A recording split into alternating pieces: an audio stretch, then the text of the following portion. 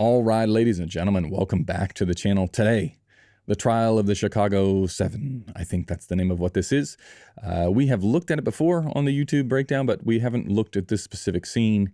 This is, again, to remind you, part of a much longer video that you can catch over on Patreon. If that is your thing, if you want to be a better cinematographer, this is the way that I have learned to do it. Maybe it'll help you. I don't know. Who knows? So that is the spot to find it. Link is in the description below. Many thanks to those that do support the channel. Allows me to do this kind of stuff. Okay, so what are we looking at? Why are we looking at this specific scene?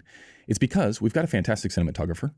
They're going to be put in a challenging situation. And if a cinematographer, I would say, is more experienced and has a higher skill level, and they can only get certain results based on a location or based on the time of day or the blocking or the lensing, whatever it is, we're probably going to do worse than them at getting images that we're happy with. That's just my default is if you're really good, I'm probably not as good. So I can look at your results and say, well, if you're in a tough spot and you get X result, I'm probably going to get worse than that.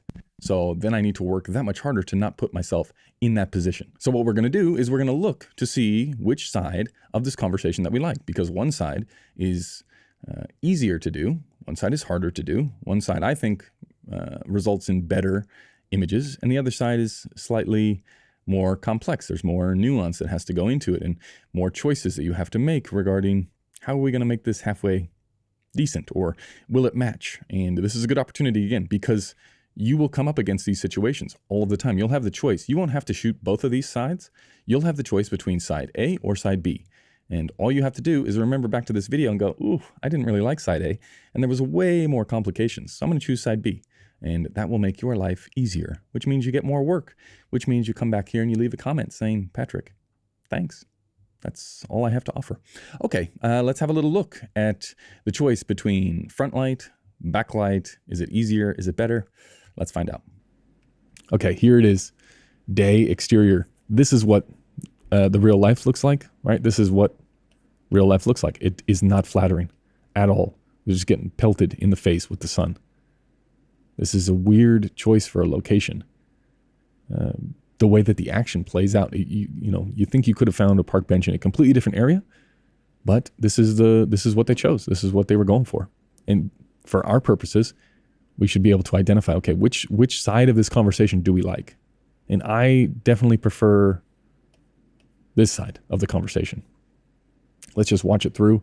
Again, really, really harsh sunlight. It's balanced with the background because this is just nature. This is balanced with this background because of a gigantic bounce that we're going to talk about when we break down that look. This is just au naturel. Maybe even you have to bounce from this side on his shot. Let's see. When it comes back around, let's just pause it on his angle. Where is it? So like this, you might even, because the sun is so harsh, this is going to be so dark, you might even have to push level back in here, right? And for this, you might have to push a little bit of level back in here, depending on what the ground is doing. If the ground is giving you enough return, then you're okay. And you can always open it up later. But look at this anamorphic-y vignetting that is going on. You're just in the grade. You're just trying to make this shot look halfway decent with anything. Like, yeah, more vignette. Let's do more vignette. Is there anything we can do with their faces to make it not so harsh? And then we get his single. And we're in this world where, again, it plays really, really simple. I mean, this is not a complicated scene, but this is a lot of dialogue. And it essentially plays in 2 shots. Well, 3 shots, really. The get up and then the walk away. Okay, so let's break it down. We'll start with this one. Do they get up from there? No, they're already over there. Okay. So we got these 2 people getting smashed by the sun this way.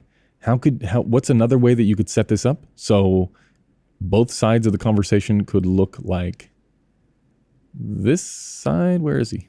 Like that, right? Oh, you should go on a little bit more because it's more flattering.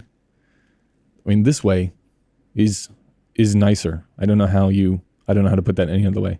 If you don't think this side looks nicer and more cinematic, whatever that means, I'm just drawn to this more. This looks like a movie. This doesn't look like a movie. It looks harsh, you know?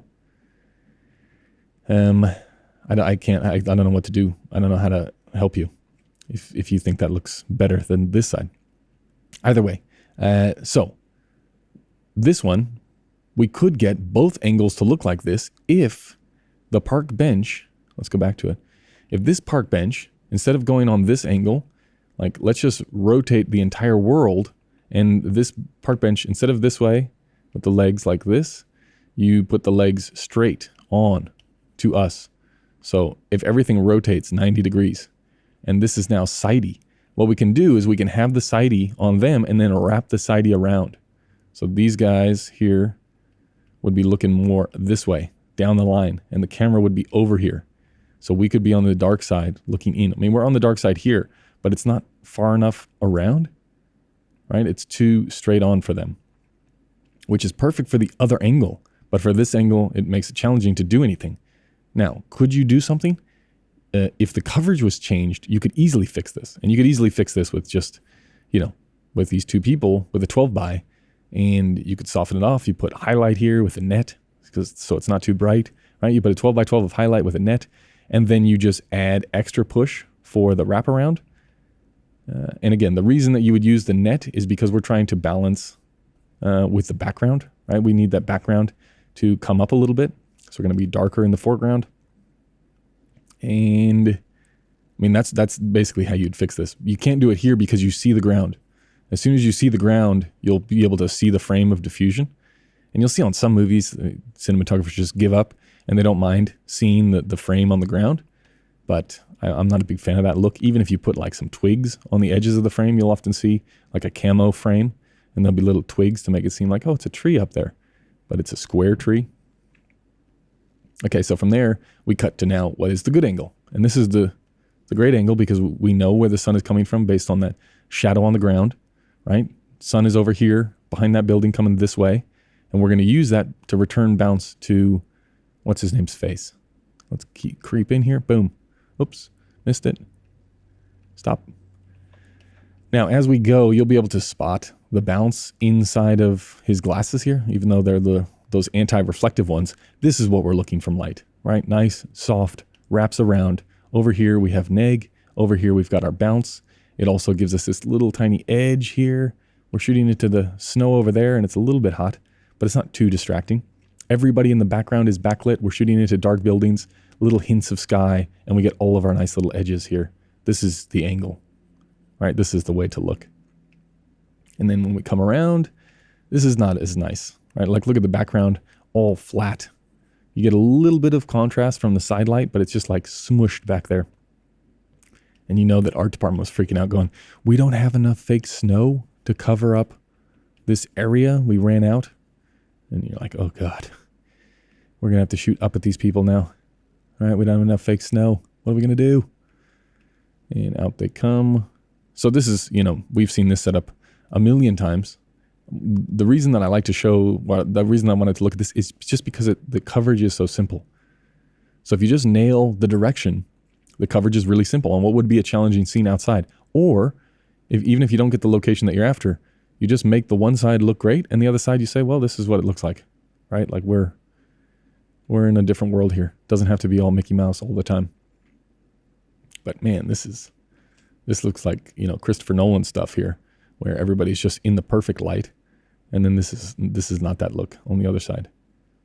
Cut back and forth. Again, look at how you'll often see here, and it could be because the lenses, could be stylistically, you're not going to see very many people parked outside that zone of what we can get in focus, right? If his face is up closer to here, it's just going to be mush. Same, you know, you got like that little window of what you can get in focus. They're not going to be parked way over here. So you're going to get a lot of dead space or a lot of the back of people on old vintagey anamorphics. Same here, like not too high up here because you're not going to get them. As we come down, whoop, see how the camera centers on him rather than letting him go down. We get a little creep in. Where do we go from here? Back and forth. Don't you dare get in the shot, you bounce. Okay, well, I think my answer as to which side I'm going to like is fairly easy, right? The one that creates more depth, has less flatness. It's just more interesting in general and makes you work a little bit harder to see where the complexity is, right? It's just not just blah. That's something that you don't want. So we're trying to fight the blah, and at least I am in every instance possible. And I think one side of this shows how you can do that, and the other side shows that you really can't. It doesn't matter what skills you have. It doesn't matter the tools you have. If you find yourself boxed into this specific angle, then you're going to be fighting an uphill battle. Okay. Also, it's good to remember, like sometimes this is how the cookie crumbles. It's like you can't go anywhere else. So you have to make the most of what you do have. And this is a good example of how you can do that. So anyway, thanks for watching, and we will see you in the next one. Goodbye.